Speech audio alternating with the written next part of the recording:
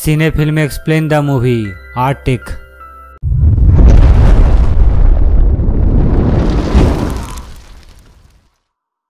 कहानी के शुरुआत में हमें आर्टिक रीजन में दिखाया जाता है, जहां हम देखते हैं ओवरगार्ड को। ओवरगार्ड पेशे से एक पायलट होता है। वहीं ओवरगार्ड बर्फ को काटकर एक एसओएस का साइन बनाता है ताकि कोई सैटेलाइट और रेस्क्यू टीम उस एसओएस को देखकर समझ जाए यहाँ किसी को मदद की जरूरत है। दरअसल ओवरगार्ड का प्लेन यहाँ क्रैश हो गया था। ओवरगार्ड को आर्टिक में सरवाइव करने के लिए उसके पास जरूरत के सामान भी नहीं होते हैं, ना ही उसके पास मैप होता है और ना ही खाना, ना ही मदद मांगने के लिए कोई साधन। ओवरगार्ड अपने लिए वहाँ बर्फ के नीचे मछली पकड़ने के लिए ट्रैप लगाता है ताकि वो यहाँ सरवाइव कर सके, और वो यहाँ बहुत सारी मछलियाँ भी पकड़ लेता है, जिनमें से वो कुछ को बाद में खाने के लिए एक बॉक्स में बचा के रख देता है। वो हर एक दिन एक ही फिश खाता है। उसके पास एक पुराना बीकन है और वो उस बीकन को लेकर पहाड़ों के ऊंचाइयों में जाता है। उस बीकन से सिग्नल भेजता है और उस बीकन को चलाने के लिए उसे उस बीकन के हैंडल को हाथ से घुमाना पड़ता है। वहीं ओवरगार्ड अपने लिए एक मैप भी बनाता है। ऐसे ही 1-2 दिन गुजर जाते हैं, लेकिन अभी तक भी कोई रेस्क्यू टीम ओवरगार्ड को बचाने के लिए नहीं आता है। वो हर एक दिन ऐसा ही करता है। वो पहाड़ों के ऊपर जाकर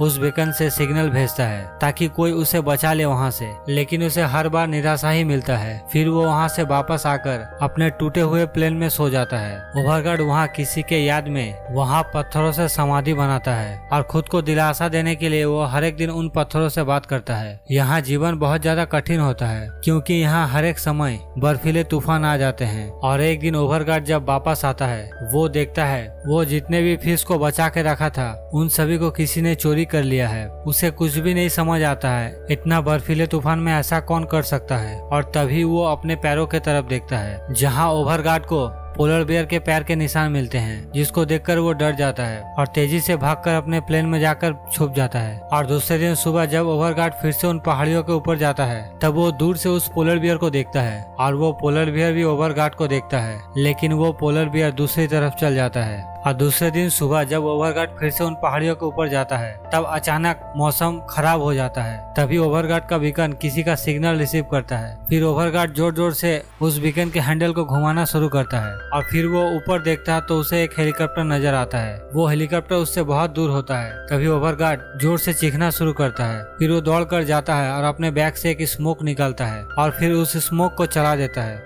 ताकि उस पायलट का ध्यान उसके तरफ आ जाए। तभी वो पायलट भी ओवरगार्ड को देख लेता है। फिर वो अपना हेलीकॉप्टर ओवरगार्ड के पास लेकर आता है, लेकिन यहाँ मौसम इतना ज्यादा खराब होता है कि वो हेलीकॉप्टर एक जगह स्टेबल नहीं हो पाता है, जिससे वो हेलीकॉप्टर अनबैलेंस हो जाता है और फिर वो हेलीकॉप्टर भी क्रैश कर जाता है। और इस चीज से ओवरगार्ड बहुत ज्यादा शॉक हो जाता है। उसके बाद ओवरगार्ड उस हेलीकॉप्टर के पास जाता है पायलट को रेस्क्यू करने के लिए, और जहाँ वो देखता है पायलट के सर पे चोट लगने के कारण पायलट ऑलरेडी मर चुका है, मगर को पायलट अभी भी जिंदा होती है। और फिर वो को पायलट को चेक करता है, जहां वो देखता है को पायलट के पेट में बहुत बड़ा सा कट है। उसके बाद ओवरगार्ड हेलीकॉप्टर में रखे मेडिपैक को निकालता है और फिर वो को पायलट के पेट में कटे हुए जगह को स्टिच कर देता है। चोट लगने के कारण वो को पायलट बार बार बेहोश हो जाती है। उसके बाद ओवरगार्ड उस हेलीकॉप्टर के एक गेट को निकाल देता है और फिर उस लड़की को उस गेट पर रखकर बांध देता है और फिर उस हेलीकॉप्टर के साइड में लिख देता है 2 पर्सन स्टिल अलाइव,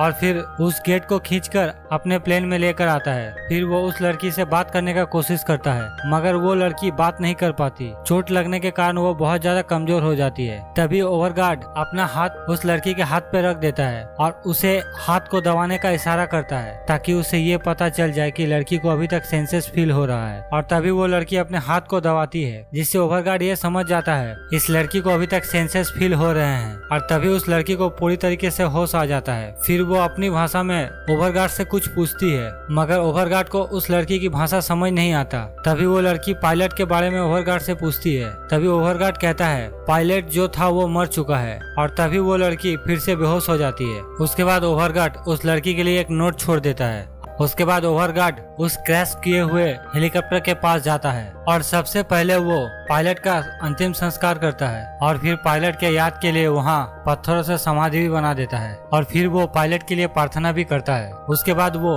हेलीकॉप्टर में जितने भी जरूरत की चीज थे उन सभी को कलेक्ट करने लगता है, जहाँ उसे एक गैस चूल्हा, एक लाइटर, आर्टिक रीजन का मैप, और भी बहुत सारी जरूरत की चीजें मिलता है और वहाँ उसे एक फोटो मिलता है जो कि उस पायलट का होता है। और यहाँ ओवरगार्ड को पता चलता है पायलट और वो लड़की हस्बैंड वाइफ होते हैं और इन लोगों का एक बेटी भी होता है। उसके बाद ओवरगार्ड उन सभी चीजों को एक सिकिंग बोर्ड में बांध लेता है और फिर अपने प्लेन में वापस आ जाता है और वो आने का साथ ही वो फोटो उस लड़की के पास रख देता है और फिर उस लड़की को चेक करता है और उसे मेडिसिन देता है, मगर उस लड़की के हालत में कोई भी सुधार नहीं होता है। उसके बाद ओवरगार्ड उस गैस स्टोव को जला लेता है और फिर वो अपने हाथों को सेकने लगता है और थोड़ी देर बाद ओवरगार्ड अपने बनाए हुए मैप और आर्कटिक रीजन के ओरिजिनल मैप को मिलाता है जो उसे उस हेलीकॉप्टर से मिला था और फिर वो कुछ जगहों को मार्क करता है और तभी उसके मछली पकड़ने वाले ट्रैप से आवाज आता है। उसके बाद ओवरगार्ड उस ट्रैप को देखने के लिए जाता है और इस बार उसे वहाँ बहुत बड़ा फिश मिलता है जिससे ओवरगार्ड बहुत ज्यादा खुश हो जाता है और फिर ओवरगार्ड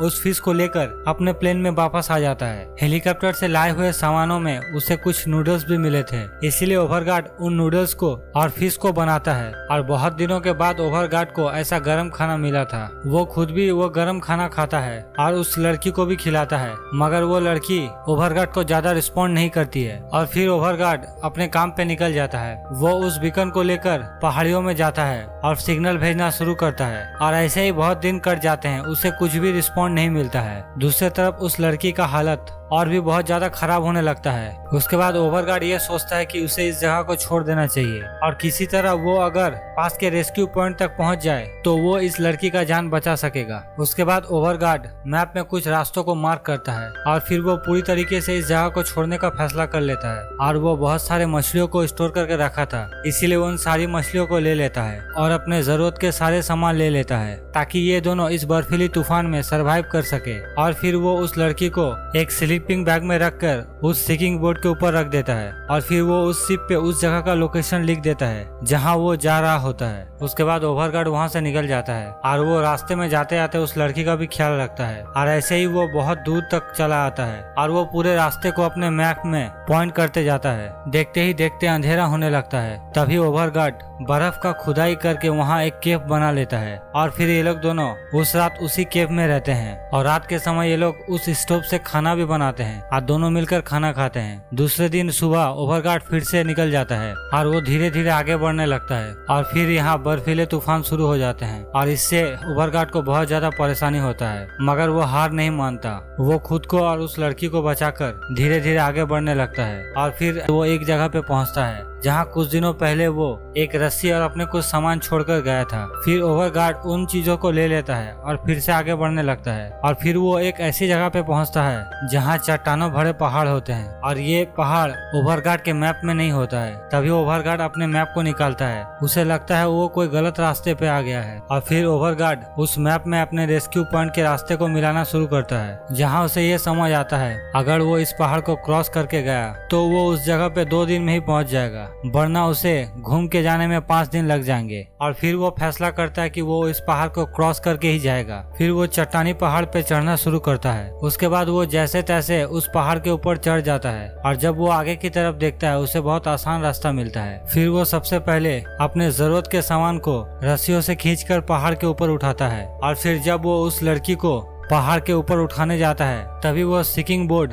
नीचे स्लिप करने लगता है। ओवरगार्ड उस लड़की को पहाड़ के ऊपर उठाने के लिए बहुत बार कोशिश करता है, मगर वो सिकिंग बोर्ड बार बार स्लिप करके नीचे आ जाता है और फिर वो लास्ट में बहुत ज्यादा थक जाता है। फिर वो ये फैसला करता है कि वो इस रास्ते में नहीं जाएगा और उसके बाद वो सारा सामान नीचे लेकर आता है। उसके बाद ओवरगार्ड आगे बढ़ने लगता है और बहुत ही जल्द रात होने लगता है और तभी ओवरगार्ड को एक गुफा मिलता है। ओवरगार्ड उस गुफा के अंदर घुस जाता है और फिर ये लोग वहाँ खाना भी खाते हैं और आराम करने लगते हैं और तभी कुछ देर बाद ओवरगार्ड को कुछ आवाजें आता है। ओवरगार्ड इन आवाजों से डर जाता है और तभी वहाँ बाहर उस गुफा के मुंह में एक पोलर बियर आ जाता है। वो पोलर बियर इस गुफा के अंदर घुसने का कोशिश करता है, मगर उस गुफा का मुंह छोटा होने के कारण वो पोलर बियर अंदर नहीं घुस पाता और यहाँ ओवरगार्ड बहुत ज्यादा डर जाता है। लेकिन वो खुद को संभालते हुए एक फ्लेयर निकालता है और उस फ्लेयर से उस पोलर बियर को डराने लगता है, जिससे वो पोलर बियर वहाँ से डर कर भाग जाता है। और फिर ओवरगार्ड जैसे तैसे रात वहीं गुजारते हैं और जब सुबह होता है फिर ओवरगार्ड आगे बढ़ने लगता है और रास्ते में चलते चलते ओवरगार्ड को बहुत बड़ा बर्फीला तूफान मिलता है। तभी ओवरगार्ड खुद को और उस लड़की को बर्फीले तूफान से बचाने के लिए पहले ओवरगार्ड उस लड़की को सिकिंग बोर्ड से उतार देता है और फिर उस सिकिंग बोर्ड को ढाल की तरह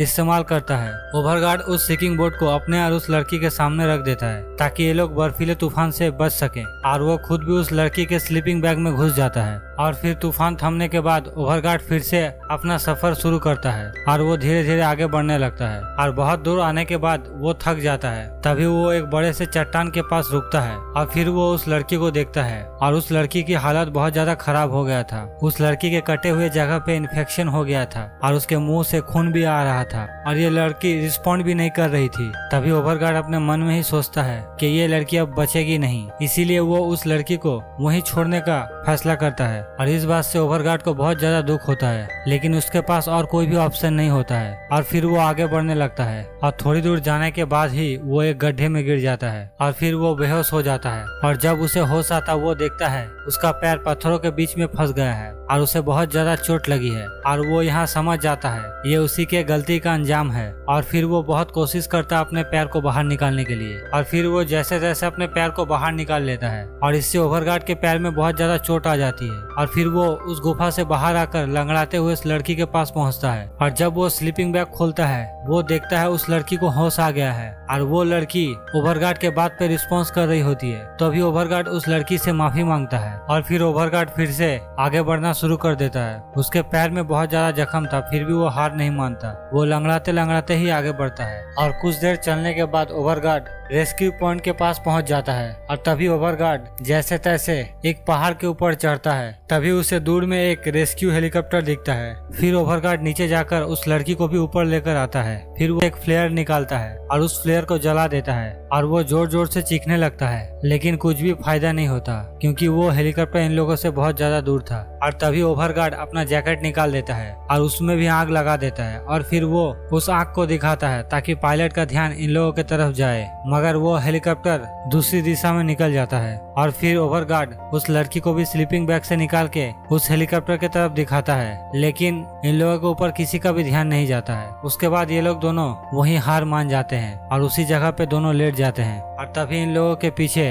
वो हेलीकॉप्टर लैंड होता है और फिर इन लोगों को बचा लिया जाता है और यहाँ ये सर्वाइवल मूवी खत्म हो जाता है।